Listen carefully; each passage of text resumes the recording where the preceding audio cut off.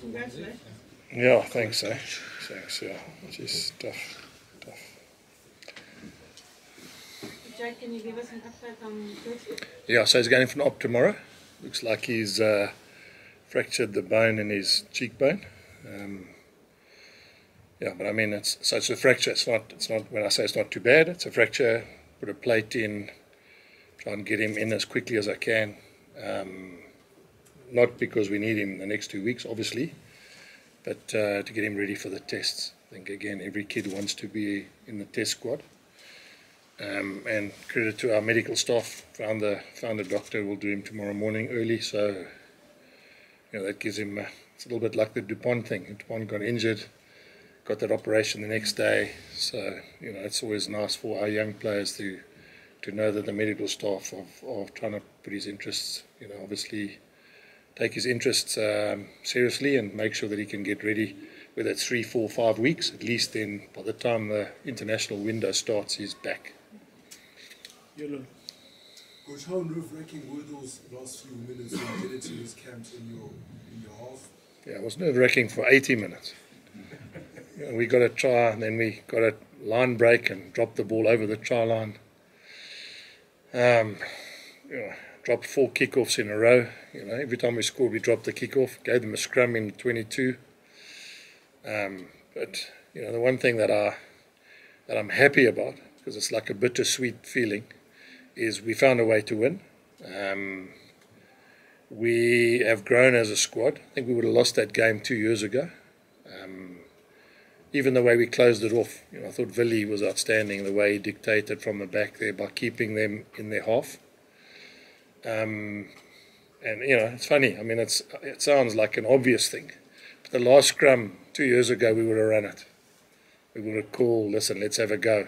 Probably dropped it, intercepted, whatever, and then thought, why didn't we get Ulrich to run to the touchline and finish the game off? So it looks like for you guys, looks like a normal thing, but I can see that's where we've learned over the last couple of seasons is, wouldn't have been untoward for Willie and Gerson to say, okay, come, we're going to go and score now. And that is the worst thing that could have happened. So the understanding and the control at the end and the way they found to win, because let's be fair, that last block of defence there was outstanding. I mean, a lot of teams would have probably leaked a point or gone off sides and given them a penalty, and then who knows what would have happened. And yeah, I mean, they had that 2-on-1 just before half time. They dropped it, but then we dropped the ball over the try line, of course, and tried to dot it down. So it's one of those things that I think you'll all appreciate. Knockout rugby, anything can happen. And Coach, it seems like the 2 wingers that finished the game might be your best 2 wing options for a tough semi-final. Yeah. The timing of the injuries. Unless you're a selector. From the outside. Yeah. Unless you're a selector, because. How disruptive or what is the timing of the injury to World Cup winners when you get into this business in the season? Yeah, it's. I mean, who wants to lose Keenan and Kurt-Lee? I mean, especially when Willie knows them like the back of his hand.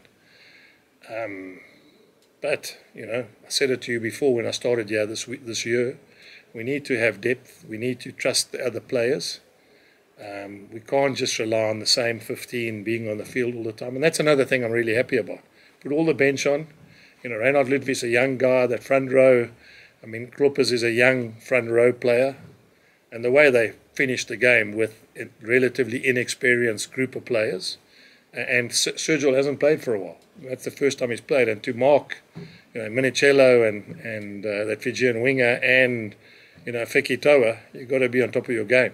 And I think it would be wrong of me not to say they're a good team. I mean, let's not underestimate. That's an Italian group of players. There are probably 25 of them that are in the Italian squad. They've played the All Blacks. They've played, they haven't played Mickey Mouse Test matches. They play England in the Six Nations. They play France in the Six Nations. And then you add Fijian winger, South African fullback, All Black centre, South African lock in Eli Snyman, 2 Argentinians in the front row, an Argentinian fly half.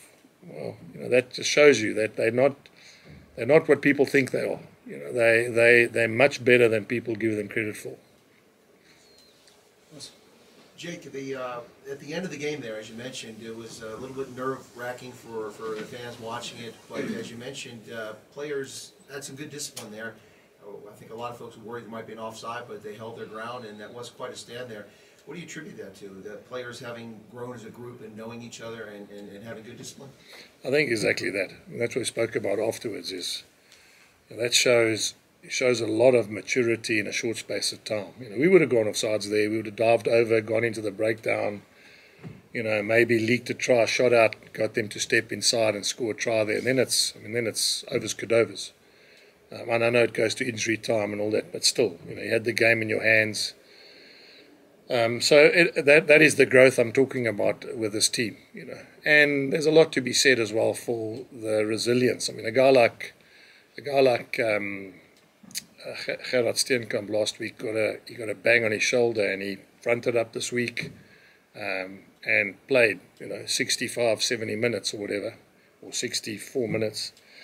Just shows again how players in the Bulls want to be part of the team. If you think about it, a guy like Gerard Steenkamp could quite easily have said, listen, got Springbok trials coming up soon, got a couple of international games. If you don't mind, I'd like to sit out and not play this one. It says a lot for the group that he wants to put his hand up and play.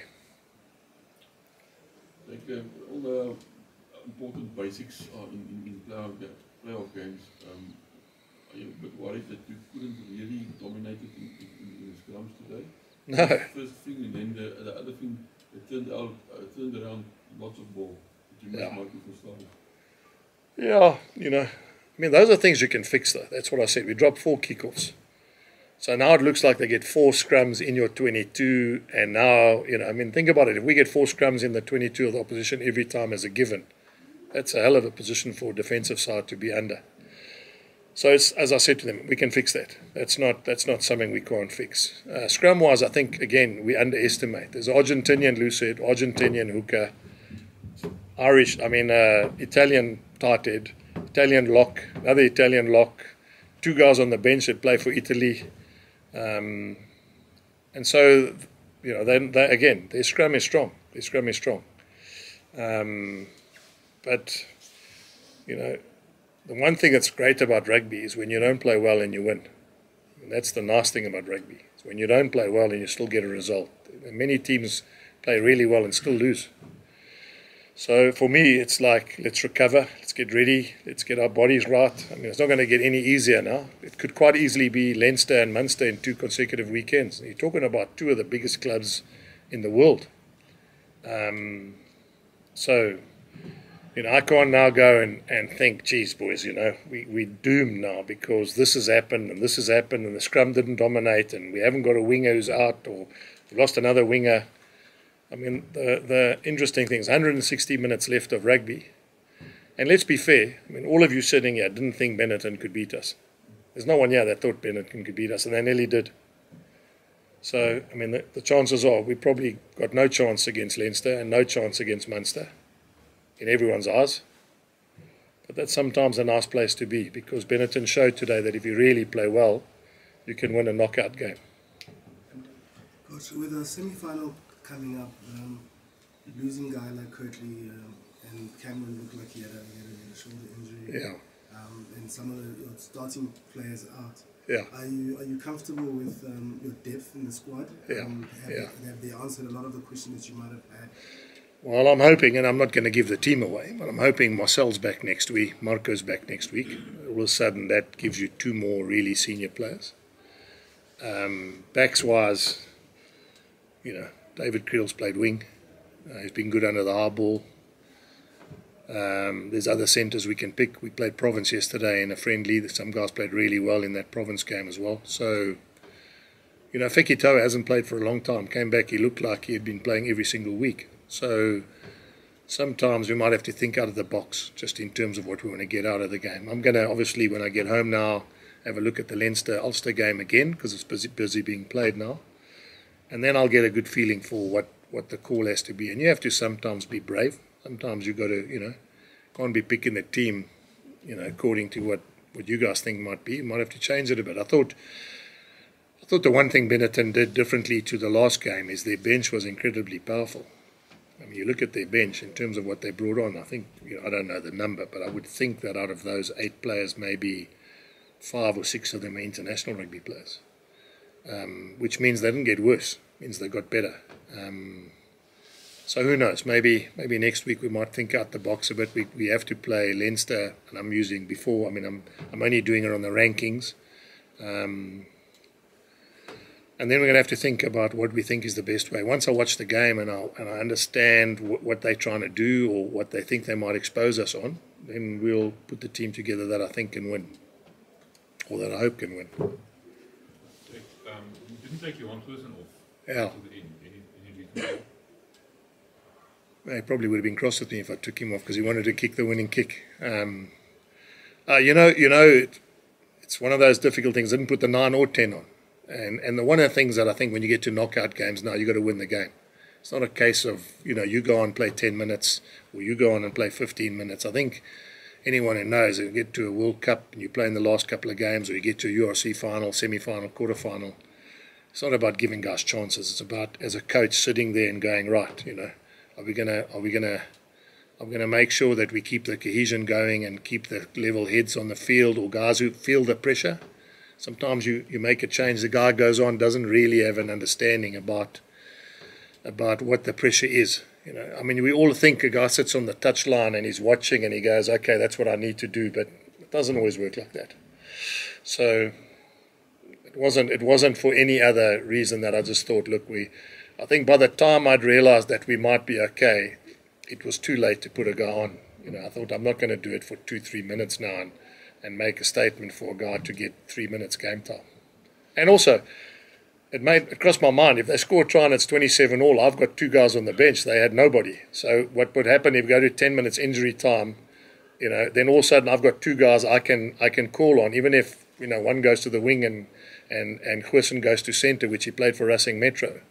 It was a little bit of me thinking ahead in terms of if they score and it's 27 all, then they got no one left. When they'd used their whole bench, I at least had 2 guys that I could hold back for the extra time. Just one thing, so how nervous was the team? We got the impression that they were a little more nervous than we expected. Yeah, no, they were. I mean, I think you'd all understand, guys, that when you get to a quarterfinal, it's probably the hardest game to get up for. I mean, next week we play Leinster. I don't want to repeat myself, but if it's Leinster, I don't have to say anything. I mean, they drilled us. They drilled us there. And what am I going to say that's going to make them feel differently about getting up for this game? And we win there, we go to Munster. They beat us here. I mean, I don't have to say anything. So it's like any sportsman. I mean, any sportsman who plays at this level, the quarterfinals are always the one that you've got to work the hardest on. It's because you're close, but you're not close enough. It's like anything. If you play in a quarterfinal, it's not. You don't get the feeling you can win it.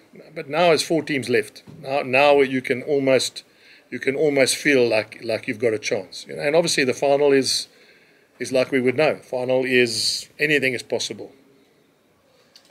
Jake, I mean, a guy like Kurt-Lee, for instance. Same with other teams you've coached. A guy like Brian Abani. You can see the almost the spring that he puts in everybody else's step when he scores after 25 seconds. And it almost felt when he went off the field that there was just a bit of a dip as such. Just this week, whoever you face this week, how do you counter that sort of psychological, I suppose, thing in the team where they know there's going to be a Kurt-Lee or Kane? Well, I think the one thing you do, Brendan, is that you probably praise the guy who came on unexpectedly so early in the game. I don't think Sergio in his wildest dreams thought he would play that much rugby against this opposition. And that's, again, I suppose that's the art of coaching. Is now what do I say and what do I do this week for them all to understand that, I mean, that every player is really, really fortunate to be involved in this game. But Sergio's won the URC, guys. He's the only guy in the Bulls change room who's actually won it. So to have him there and and have his experience. I mean, he's played against the Bulls when we were rampant, and they won 18-13. So I don't think I'm going to have to struggle too hard for him to understand that he's got another chance. Some sports people, you can, a guy like Jonah Lomu never won the World Cup. He's probably the greatest rugby player ever played. And so the fortunate thing for these kids is they play to win another tournament. You could play, I mean, I know lots and lots of rugby players who've played and played and played and never won anything. So to have them ready this week and another semi-final, and of all the years we've been together, it's another knockout game. I don't think I'm going to have to say too much. I think I'm going to have to just get the selections right. I'm going to have to get the combinations right. I'm going to have to get the bench good enough for us to use the skill and the depth that we've created. And those are things that I'm going to have to control in the next couple of days. It's going to sound like a strange thing, but Marco said that the cooler weather, as opposed to last time, helped them quite significantly. Yeah. Well, it's nice because we're playing them in October when we get to Benetton in the next round. So hopefully it's hot. Coach, one of the key thing for a big match like this that is coming would be a full house here. Please, I'm glad you said that. No, I'm glad you said that, because I'm going to say the one thing I would beg the media to send this week is we're going to need everybody here. We need 52,000 people here like we did against the Stormers. There's no use getting a home game and not using that as an advantage. And I understand people are, it's the middle of the month, people struggle, they don't always have the money to pay. It's got 2 kids, you want to bring them to rugby, you bring them to the quarterfinal, then the semi-final. Okay, chances are, and again, we could be away, but then there's 2 test matches and one is at Loftus. So the average guy who lives in Pretoria doesn't really have the income to visit quarterfinals, semi-finals, Ireland test match. So I'm hoping now, my plea to the public is we're going to need them. We need whoever comes here to feel as though the Loftus faithful are actually in full cry. One of the questions they ask me now, the coaches, there weren't many people here. And I said, that's because we struggle financially with, the average family can't afford to watch four games of rugby in a month with 2 kids, and his wife. That's 4 tickets. The average family can't really, especially in the middle of the month, afford that. So hopefully next week we'll get a few more people. And as I said, hopefully even guys who live in Joburg, who can drive down the highway, hopefully they also come and watch. Because let's be fair, guys, this is the dress rehearsal of the test match that's at Loftus. They're going to bring almost the Irish team here. So there's 2 things that are nice about it. One is we can measure how good we are against Ireland. And 2 is it gives all these players who want to play for South Africa a first-hand chance of showing the national selectors and Rassie that they can compete against the best players. Now, that's from my side. That's what I can control. Is I've got to create this week everything possible for every boy who wants to be a Springbok to feel like he can compete against Leinster or Ulster.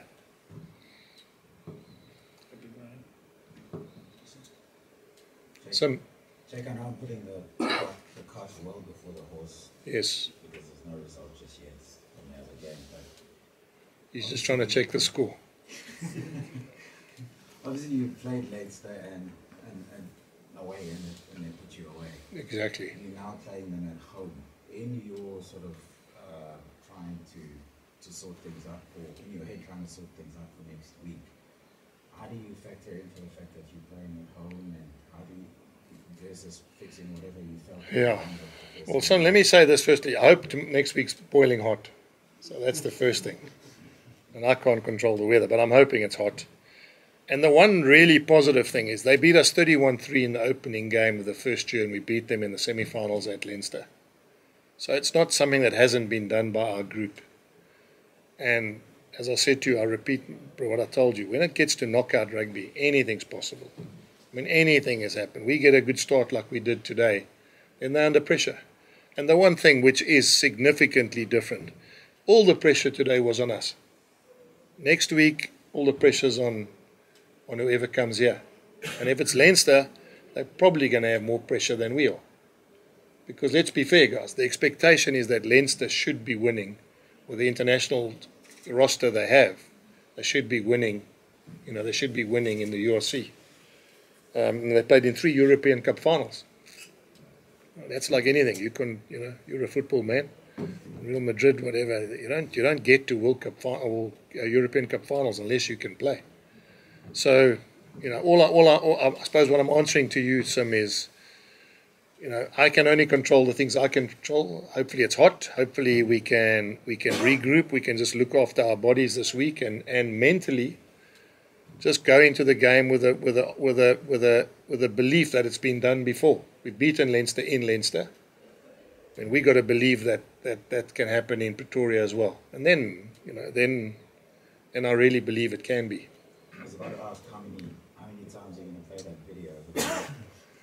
Well, I want to share with you as well. We're the only South African team that have ever played Leinster's full-strength side, and this will be the third time. There's no other franchise who's played Leinster's full-strength side. Not one.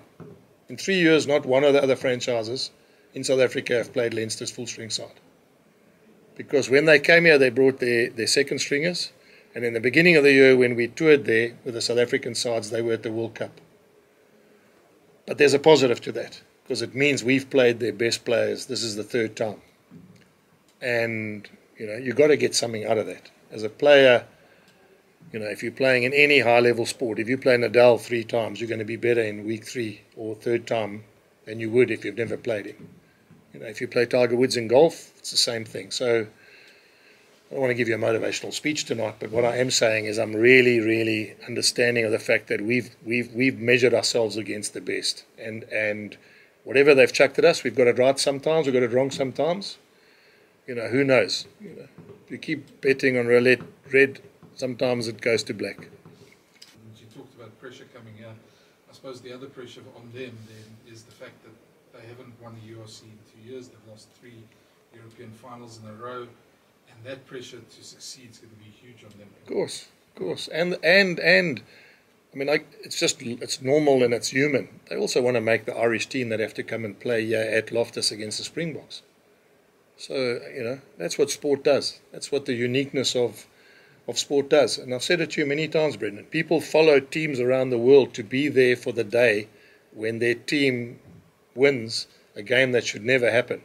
You go and ask any sporting guy who follows his team around the world, you say, I was there the day the Boks won or I was there the day Real Madrid won in Barcelona, or I was there. That's what's so unique and fascinating about sport. So I'm not now telling you they will feel pressure. Of course they will feel pressure. They've got an unbelievable team. I mean, their budget is probably 3 times as much as ours. They've got more international caps than we've got URC caps. But saying that, and I repeat myself, is knockout rugby is a strange thing. Today, quite easily lost to Benetton. And all of you guys would say, geez, how did that happen? Well, that's what sport does. Next question, please. Jake, a couple of years ago, people had questions about South African sides coming to the URC. And we saw, of course, that the Southern Kings and the Cheetahs had been there previously. It was kind of a test run. But the 4 teams coming, including the Bulls. But now we've seen the Bulls and Stormers do very well these past few years. You've been in the final, the 2 of you, at Cape Town the first season. You got to the quarterfinal last year. Now back to the semifinal this year.